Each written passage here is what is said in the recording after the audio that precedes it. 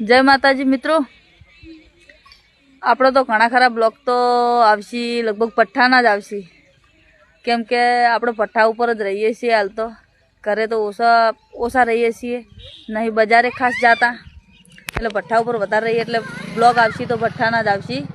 તમે જોઈ શકો છો મારી પાછળ ઈંટનો પડથાર પડ્યો છે. આ વરસાદનો માહોલ હતો એના લીધે ઈંટો ઉપર તાટપત્રી નાખવામાં આવી છે અને આજે કોમ ચાલુ કર્યું છે. આ છે ભઠ્ઠો ઈંટો પાડવાનો.